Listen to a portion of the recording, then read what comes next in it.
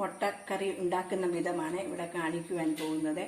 മുട്ടയെടുത്ത് വെള്ളത്തിലിട്ട് ഒരു നുള്ളു ഉപ്പും ഇട്ട് വേവിച്ചെടുക്കുക, തിളപ്പിച്ച് എടുക്കുക.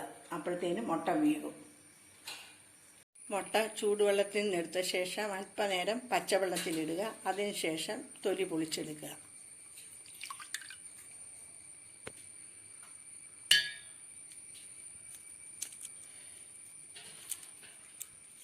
വേഗം തോട് പൊളിഞ്ഞു വരുവാൻ വേണ്ടിയാണ് തണുത്ത വെള്ളത്തിൽ ഇടുന്നത്. ചീനച്ചട്ടിയിൽ എണ്ണ ഒഴിച്ച് ചൂടാവുമ്പോൾ കടുകിട്ട് പൊട്ടിക്കുക.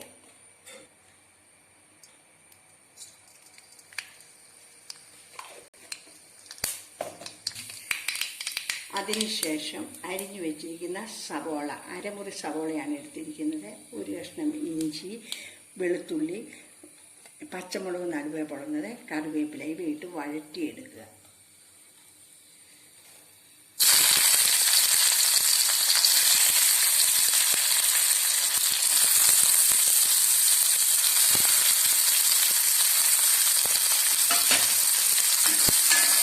നന്നായി ഇളക്കുക.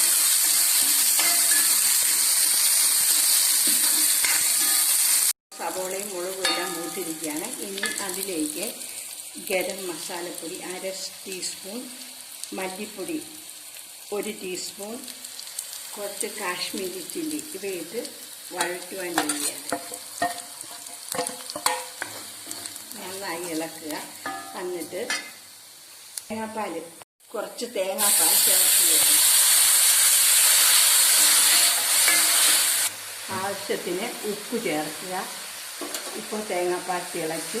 ഇനി മുട്ട നടുവേ പൊളന്നത് ഇതിലേക്ക് ഇടുകയാണ്. തിളയ്ക്കുമ്പോൾ തലപ്പാൽ ഒഴിച്ചു വാങ്ങുക.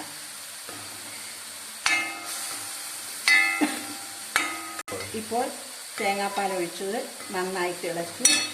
ഇനിയും തേങ്ങയുടെ പിഴിഞ്ഞു വെച്ച ആദ്യത്തെ പാൽ ഒഴിക്കുകയാണ്.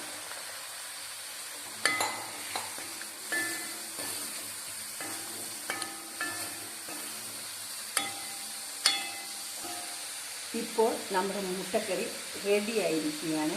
ഇതുപോലുള്ള വീഡിയോ ലഭിക്കുന്നതിനാൽ ഈ ചാനൽ സബ്സ്ക്രൈബ് ചെയ്യുക.